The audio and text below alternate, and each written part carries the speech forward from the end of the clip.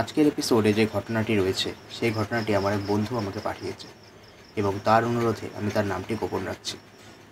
তো আজকের ঘটনাটি সে আমাকে কোনো কল রেকর্ডিংয়ে পাঠায়নি, অর্থাৎ তার সাথে আমার কলে সেরকমভাবে কোনো কথা হয়নি। সে ঘটনাটি আমাকে টাইপ করে পাঠিয়েছে। তার কারণ মূলত সে কলে কথা বলতে বা ঘটনাটি যখন আমি রেকর্ড করা শুরু করছিলাম তখন একটু অপ্রস্তুত বোধ করছিল। তো তার জন্যে সে ঘটনাটি আমাকে টাইপ করে পাঠায় এবং যেভাবে সে ঘটনাটি পাঠিয়েছে আমি সেভাবেই বলার চেষ্টা করব। তো দেরি না করে সরাসরি চলে যাওয়া যাক ঘটনাতে। ঘটনাটি ঘটেছিল আমার এক দাদার সাথে। আমার দাদা তখন একটা কোম্পানিতে সেলসম্যানের কাজ করত এবং সেলসম্যানের কাজ করায় তার মাথায় খুবই কাজের চাপ ছিল এবং বিভিন্ন জায়গায় তাকে কোম্পানির বিভিন্ন রকম প্রোডাক্টের নিয়ে এবং সেগুলোকে বিভিন্ন রকম দোকানে দোকানে পৌঁছে দিতে হতো এবং কার কীরকম মাল লাগবে সেই অনুসারে ডেলিভারি করতে হতো। তো এরকমই একদিন তাকে একটি ছোট পাশের সে যেই শহরে থাকতো কাজের সূত্রে তার পাশের একটি ছোট মফস্বল শহরে যেতে হয়। তো এখন সে মোটামুটি বিকেল নাগাদ রওনা হয় এবং মনে মনে ঠিক করে নেয় যে যখন সন্ধ্যার মধ্যে দোকান তো সব খুলে যায়, তো সেখানটায় সমস্ত দোকানের কাজ সে মিটিয়ে দিয়ে সন্ধ্যের পরপরই আবার ফিরে আসবে। এখন আরেকটা কথা, যে এইবার যে মফস্বল শহরটাতে সে গিয়েছিল সেখানটায় আবার একটা নদী পার করে যেতে হয়। সে যেখানে থাকতো সেখান থেকে সে যেখানটায় গিয়েছিল সেখানটা যাওয়ার মাঝখানে একটা নদীপথ পার হয়ে তারপর তাকে সেখানটা যেতে হয়। তো এবার তার কাজ শেষ করতে করতে মোটামুটি সময়ের মধ্যেই শেষ হয়ে যায়, সে যেভাবে আন্দাজ করে গিয়েছিল যে এতটুকু টাইমের মধ্যে আমার কাজ শেষ হয়ে যাবে, সেরকমভাবেই সে তার কাজটা শেষ হয়ে যায়। কিন্তু যখন সে সবার শেষ দোকানটি ভিজিট করে সেখানের কাজ শেষ করে ফিরবে, তার ঠিক শেষ দোকানে যাওয়ার পরপরই প্রায় খুব জোরে ঝড় বৃষ্টি শুরু হয় এবং ঝড় বৃষ্টি এতটাই বাড়তে থাকে যে তাকে বাধ্য হয়ে সেই দোকানেই অনেকক্ষণ পর্যন্ত অপেক্ষা করতে হয়। এবং যখন ঝড় বৃষ্টি প্রায় খুব একটা যে একদম কমে তা না, মোটামুটি কমে আসে, তখন সে ভাবে যে এবার ফেরা দরকার। কিন্তু তাকে দোকানের মালিক তখন জানায় যে যেহেতু ওই ফেরি করে আর কি তাকে নদী পার করে আসতে হবে, তো এখন সে ফেরিঘাটে গেলে আর ফেরি পাবে না। তার মূলত কারণ যে এত রাত্রে এমনিতেও ফেরি চলাচল করে না, আর যদি খুব ভাগ্যবশত পাওয়াও যায় এই বৃষ্টিতে, সেটাও পাওয়ারও কোনো অন্যদিন যদি পাওয়া যেত, আজকে পাওয়ার কোনো রকম চান্স নেই। তার কারণ আজকে একে তো ঝড় বৃষ্টি হয়েছে, তো মাঝিরা সেখানটায় না থাকারই চান্স সব থেকে বেশি। তো এরকম হয়। তো এবার তার দাদা আমার যার বন্ধু বলছি, তার দাদা একবার ভাবে যে তাও একবার সে ফেরিঘাটে গিয়ে দেখবে সে কোনো রকমভাবে ফিরতে পারে কি না। তো তার জন্য সে যায় ফেরিঘাটে এবং সেখানে গিয়ে অনেকক্ষণ প্রায় অপেক্ষা করার পরেও সে যখন কোনো রকম বাড়ি ফেরার ব্যবস্থা করতে পারে না, নদী তো পার হওয়া সম্ভব না ফেরি ছাড়া কোনোভাবে, তো তখন সে আবার সেই দোকানে ফিরে আসে। এবং দোকানের লোকটি খুবই ভালো ছিল এবং তার সাথে খুব সম্পর্কও ভালো ছিল আমার সেই দাদার। তো সে তাকে বলে যে ভাই, চিন্তার কোনো কারণ নেই, এখানে পাশেই একটি সরকারি ডাকবাংলো রয়েছে, তো এখানটায় কেয়ারটেকারের সাথে আমার চেনা জানা রয়েছে, আমি তাকে বলে তোমার সেখানটায় থাকার ব্যবস্থা করছি। তো এবার কি হয়, সে আমার যার দাদার ছিল সে এখন কোনো উপায় দেখে না যে এখন তো ফেরা সম্ভব না, আর ওই ফেরি পথ ছাড়া আর কোনো রাস্তা নেই ঘন্টা ফেরার। তো সে তাতেই রাজি হয় এবং সেখানে থাকতে যায়। সেই ডাকবাংলোর উদ্দেশ্যে যায় তারা দুজনে। দোকান বন্ধ করে সেখানটায় দোকানের মালিক আমার দাদাকে সঙ্গে নিয়ে সেখানটায় যায়। সেখানটায় গিয়ে সেই ডাকবাংলোর যে কেয়ারটেকার তাকে ডাকে, তার নাম ছিল সব্য। তো নাম ধরে ডাকে এবং কেয়ারটেকার যে ছিল সে বেরিয়ে আসে। তো সে আগের থেকেই চিনতো দোকানের মালিককে, বলে যে দাদা, ও আপনি এসছেন, বলেন কি দরকার। তখন সেই দোকানের মালিক বলে যে দেখ ভাই, এই আমার একজন পরিচিত একজন লোক ওই পাশের শহর থেকে এসেছেন, খুব বিপদে পড়ে তোর এখানটা আসতে হলো, তোকে আমি কিছু বকশিস দিয়ে দিব, তুই বাবুকে আজকে রাতটা এখানটা থাকার একটা ব্যবস্থা আর খাওয়ার একটু ব্যবস্থা করে দিস।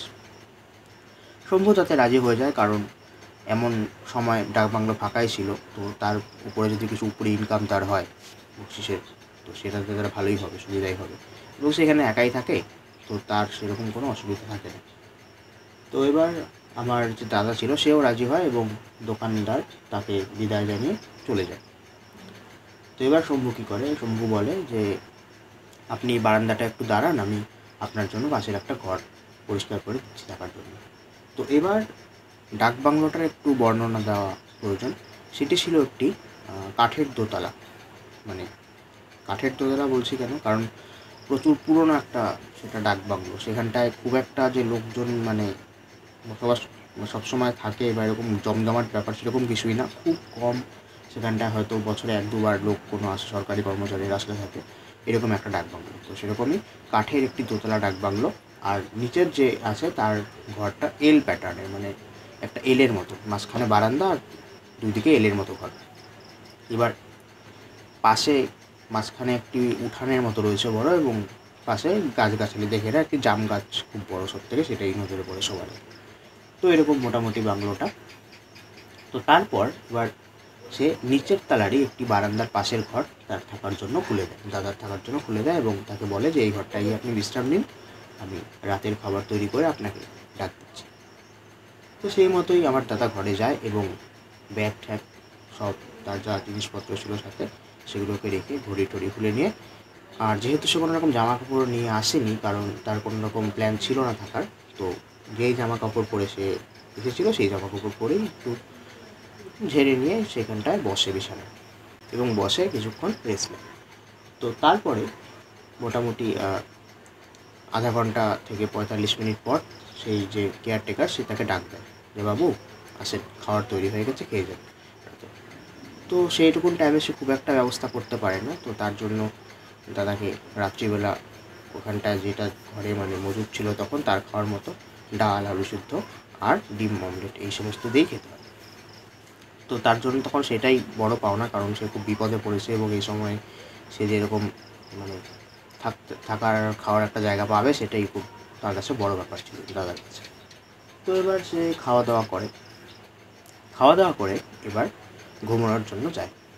যখন সে যাবে মানে খাওয়া দাওয়া করে হাত ধুচ্ছে, তখন শম্ভু তাকে বলে যে বাবু আমার তো এখানে আমি তো রাতে থাকি না, এখানে এটা আমার বাড়ি আছে সামনে, এই যে রাস্তাটা ঠিক ওই পারেই আমার বাড়ি, আর আমি আজকে আপনার সাথে থাকতাম, আপনার মানে পাশের ঘরটাতে আমার থাকার জায়গা আছে, কিন্তু দেখছেন তো বাইরে খুবই বৃষ্টি, ও তখনও বৃষ্টি নাকি হয়েই চলেছে, চালের উপর বৃষ্টি পড়েই চলেছে, ঝড়টা যদিও কমেছে।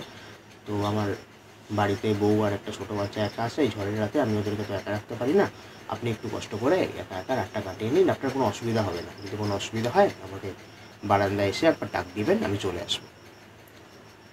দাদা ভাবে যে হ্যাঁ সত্যি তো এখন ঝড়ের রাত, ওকে তো কীভাবে বলবে যে ওর মানে বউ বাচ্চা ছেড়ে ওর সাথে থাকার জন্য পাশে, তাহলে ভাববে যে ভীতু লোক মনে হয়, শহরের লোক এত ভীতু। তো এই সমস্ত ব্যাপার মনে মনে চিন্তা করে তার একটা আত্মসম্মানে লাগে এবং সে বলে যে ঠিক আছে যাও, আমার অসুবিধা নেই, আমি যদি অসুবিধা হয় তোমাকে আমি ডেকে নেব, বলে শম্ভুকে বিদায় দেয়। এবং শম্ভু তার বাড়িতে মানে রাস্তার ওই পারে তার যে ছোটো একটা ঝুপড়ির মতো বাড়ি সেখানটা চলে যায় থাকার জন্য। তো এইবার কী করে, দাদা যেহেতু খুব ক্লান্ত ছিল, সারাদিন অনেকটা কাজ করেছে সন্ধ্যার পর থেকে, এবং এতটা হয়রানির জন্য সে ক্লান্ত, এবং বিছানায় সে মানে শুতেই কিছুক্ষণের মধ্যে তার ঘুম চলে আসে। হঠাৎ করে মাঝরাত্রের দিকে তার ঘুম ভেঙে যায়। বাইরে তখনও দেখে খুব প্রচণ্ড জোরে ঝড় বৃষ্টি শুরু হয়েছে, মানে রাতের ঝড় যেন আরও কয়েক গুণ বৃদ্ধি পেয়েছে এই সন্ধ্যে মানে যেই ঝড় সে দেখেছিল তার থেকে।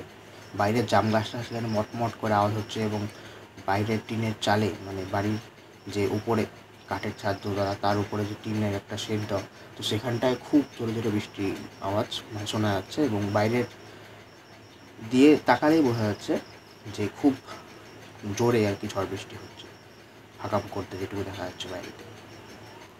তো এইবার হঠাৎ করে আমার দাদার মনে হয় কেউ যেন দরজার মধ্যে দুবার কড়া নাড়ে। দাদা উঠে বসে এবং আওয়াজটা ভালো করে শোনার চেষ্টা করে যে সত্যি কি এটা জানলার আওয়াজ নাকি দরজার আওয়াজ, নাকি অন্য কোনো আওয়াজ বৃষ্টির জন্য হয়তো হচ্ছে।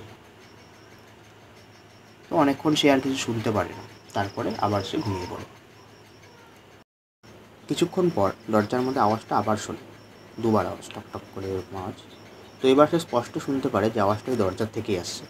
তো তখন সে কী করে, তখন সে ডিসিশন নেয় যে হ্যাঁ একবার দেখে মানে দেখা উচিত খুলে দরজাটা। তো সে এবার বিছানা থেকে নেমে দরজাটা খোলে, এবং খুলে দেখে একটি লোকটার সারা গায়ে একটি কালো রঙের রেইনকোট বা ওরকম টাইপের কিছু, বর্ষাতি রেইনকোট এরকম জড়ানো, হাতের মধ্যে একটি হ্যারিকেন নিয়ে তার দিকে বাড়িয়ে দিয়ে দাঁড়িয়ে আছে। তো লোকটাকে দেখে সে প্রথমে বুঝতে পারে না এটা কে। তো প্রথমে তার মনে হয় হয়তো শম্ভু বাদেও এই বাড়িতে আরও একজন কেয়ারটেকার আছে, যার কথা হয়তো শম্ভু তাকে বলেনি বা বলার প্রয়োজন মনে করেনি। তো সে হয়তো তাকে হ্যারিকেনটা দিতে এসেছে ঘরের মধ্যে, কোনো হয়তো সে হ্যারিকেনটা দিতে চায়, তো এটাই ভাবে। এবার দাদা কী করে, যেহেতু হ্যারিকেনটা বাড়িয়ে রেখেছিল, ওর হাত থেকে হ্যারিকেনটা নিয়ে নেয় এবং বলে, তুমি কি এখানেই থাকো? শম্ভু তো তোমার কথা বললো না আমাকে। যাক, ভালোই হলো তুমি এসছো, আমি ভাবলাম একা একা আছি এত বড় বাড়িতে, আমার একটু ভয়ই করছিল। একজন লোক পাওয়া তো তখন একটু ভয়টা কমলো।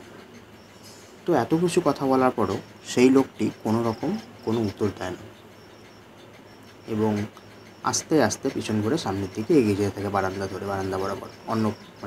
আমি তো আগে বলেছি এল প্যাটার্নের ঘর, তো অন্য প্রান্তের দিকে বারান্দার এগিয়ে যেতে থাকে। তো বলে, দাদা ভাবে কী জানি, আবার অনেক সময় থাকে বয়স্ক মানুষ পাগল টাইপের, অনেক বা কানে হয়তো কম শোন, এরকম হতে পারে। তো সে আর কথা বাড়ায় না। তো এবার কী করে, সে হ্যারিকেনটা নিয়ে আস্তে আস্তে ঘরের দিকে যাওয়ার জন্য আর কি জাস্ট রেডি হয়েছে। দাদা ঘরের মধ্যে যাবে, টার্ন করবে। তো টার্ন করার আগে একটু তাও দেখলো যে লোকটা কোন দিকে গেল, ওটা দেখার জন্য হ্যারিকেনটা নিয়ে আরেকটু যাওয়ার আগে একটু ভাবে যে দেখে নিই লোকটা কোথায় গেল। তো হ্যারিকেনটাকে এবার সে নিয়ে কী করে, একটু সামনের দিকে যায়, বারান্দার দিকে। তো বারান্দার দিকে জাস্ট সে এগিয়েছে, এমন সময় হঠাৎ করে সে দেখে ওই যে কালো রঙের রেইনকোট পরা লোকটি বারান্দার অন্য প্রান্তে প্রায় পৌঁছে গেছিলো, দৌড়ে তার দিকে ছুটে আসছে, খুব জোরে দৌড়ে। এবং হ্যারিকেনের আলোয় সেটা দেখে, তাতে তার কী বলবো, হঠাৎ এরকম কোনো জিনিস দেখার জন্য সে মোটেও প্রস্তুত ছিল না। একটি অস্বাভাবিক জিনিস সে লক্ষ্য করে লোকটার বুক পর্যন্ত, বুক ঠিক না, বুকের একটু নিচ পর্যন্ত, উপরের পার্টটুকুন রেইনকোট দিয়ে ঢাকা, এবং নিচের যে পা দুটো বিশেষ করে সে দেখে, সেই দুটো মানুষের পা না, সেই দুটো গরুর দুটি পা। অর্থাৎ লোকটির উপরের বডিটুকু তো মানুষের, কিন্তু দুটো পা গরুর। তো সেই রকম একটা কী বলবো, অস্বাভাবিক একটা দৃশ্য দেখে সে খুবই ভয় পেয়ে যায় এবং দৌড়ে ঘরে ঢুকে তৎক্ষণাৎ দরজা বন্ধ করে দেয়, ঘরের চিটকানি তুলে দেয়। তো এবং তখনই শুরু হয় বাইরের থেকে ক্রমাগত দরজার মধ্যে ধাক্কানোর আওয়াজ। তারা তখন এমন ভয় পায়, এতটা পরিমাণে ভয় পায় যে সে ঘরের এক কোণে কী বলবো, খুবই তার খারাপ অবস্থা হয়ে যায় এবং দরজা আটকে কোনো মতনে সে এমন করে সময় পার করতে থাকে যেন তার জীবনের প্রায় শেষ সময় আগত। ওই দৃশ্য তার বারবার একই দৃশ্য মনে পড়তে থাকে এবং লোকটার যে বিকট চেহারা, যে দেখেছে, চেহারা তো সেরকম দেখতে পারেনি, ওই যে দৃশ্য, একটা কালো রেইনকোট পরা লোক, তার সারা শরীর কালো, বুক পর্যন্ত ঢাকা, আর পা দুটো মানুষের না, পা দুটো গরুর পা। এরকম একটা অস্বাভাবিক দৃশ্য দেখার জন্য সে কিছুতেই মেনে নিতে মনের মধ্যে বুঝতে পারে না, যে কোনো যুক্তি খুঁজে পায় না এটা কীরকমভাবে সম্ভব। তো তারপরে এরকম করতে করতে অনেকক্ষণ পর্যন্ত দরজা ক্রমাগত আওয়াজ হতে হতে হতে প্রতিটা মুহূর্ত যেন তার কাছে প্রচুর বেশি সময় মনে হতে থাকে। তো এমন করতে করতে করতে করতে এক সময় হঠাৎ করে আওয়াজটি থেমে যায় দরজার, এবং তারপরে আর কোনো আওয়াজ হয় না। অনেকক্ষণ পর দাদা তাও ওই ঘরের এক কোণাতেই সারা রাত বসে থাকে, এবং তার চোখের পাতা কোনোভাবেই এক হয় না, এবং সে ওই জায়গা থেকে নড়তেও পারছিল না একটা বিভৎস দৃশ্য দেখার পর। তো পরদিন সকাল হয়, তারপর ভোরের আলো ফুটলে যখন একটু সকাল হয়, শম্ভু এসে বলে, তখন বৃষ্টিও কমে গেছে, রাত্রিবেলার পর খুব একটা ঝড় বৃষ্টি হয়নি। তো এবার শম্ভু এসে ডাকে, বাবু আমি শম্ভু, দরজা খোলেন, সকাল হয়ে গেছে। তখন দাদা যেহেতু বাইরে বুঝতে পারে যে দাদা ফাঁক ফোকর দিয়ে কাঠের বাড়ি বোঝা যাচ্ছে বাইরে দিন হয়ে গেছে, তখন একটু সাহস পেয়ে দরজাটা খোলে এবং দেখে যে সত্যি শম্ভু এসেছে। এবং তাকে দাদাকে খুবই একদম ক্লান্ত পরিশ্রান্ত থেকে শম্ভু তাকে জিজ্ঞাসা করে, কী ব্যাপার বাবু, আপনার কি রাত্রে ঘুম হয়নি ভালো মতো, ভয়টা পেয়েছিলেন নাকি কোনো? তখন কালকে যে রাত্রে সে বিভৎস একটা ঘটনা দেখেছে, সেই অস্বাভাবিক ঘটনার কথা শম্ভুকে বলে, এবং শম্ভু তাকে কিছু সেরকম জানায় না। শম্ভু এমন তাকে একটু এড়িয়ে যাওয়ারই চেষ্টা করে যে আপনি হয়তো ভুল দেখেছেন বাবু, শুধু এটুকুনি বলে, আর কিছু বলেনি। তো যাই হোক, তারপরে সকাল হয়, শম্ভুকে কিছু বকশিস দিয়ে সে এখান থেকে চলে যায় দাদা, আবার তার শহরে ফিরে আসে। এবং পরবর্তীকালে কী হয়, যখন সে মানে আবার পরের বার ভিজিটে সেই মফস্বল শহরে তাকে একবার যেতে হয়, তো তখন সে এই যে দোকানদার ছিল যে তাকে নিয়ে গেছিলো তাকে এই ব্যাপারে জিজ্ঞাসা করে। তখন দোকানদার বলে যে সে নাকি এরকম কিছু শুনেছিল যে আশেপাশের অঞ্চলে ওই ওই পার্টিকুলার যে বাড়িটা, সেই জন্য কিছু না, বাড়ির মধ্যে না, ওই অঞ্চলটা জুড়ে এরকম একটা গুজব আর কি রটেছিল যে এরকম একজন ঘুরে বেড়ায় রাত্রিবেলা করে, তার এরকম একা লোক দেখলে তাকে নাকি দর্শন দেয়, এরকম বডিটা মানুষের আর পা দুটো নাকি গরুর, গোষ্পদ যাকে বলে, ভূতে দেখা টাইপ বলতে পারো, গোষ্পদ। তো এরকম ভূত নাকি ঘুরে বেড়াচ্ছে। তো সে তখন অতটা ওই ব্যাপারে তার পাত্তা দেয় না, বা সে নিজে দেখেনি জন্য ওই ব্যাপারটা বিশ্বাসও করে না। তো এই ঘটনাটা সে তাকে বলে। এখন তারপর দাদা আর সেরকমভাবে সন্ধ্যের পর অন্য কোনো জায়গা, অচেনা জায়গা সেরকমভাবে যেত না, কোনো মতনে ম্যানেজ করে সে দিনের মধ্যেই তার কাজ শেষ করার চেষ্টা করতো। তো এই ছিল আজকের ঘটনা, যেটা আমাকে আমার ফ্রেন্ড পাঠিয়েছে। তো ঘটনাটি ভালো লাগলে অবশ্যই ঘটনাটিকে একটি লাইক করো এবং চ্যানেলটিকে অবশ্যই সাবস্ক্রাইব করে দিও এরকম ঘটনা রেগুলার শোনার জন্য। তো আজকের মতো এইটুকুই, দেখা হচ্ছে পরের এপিসোডে। আমি শুভদীপ রয়েছি তোমাদের সাথে, শুনতে থাকো অলৌকিক অন কল।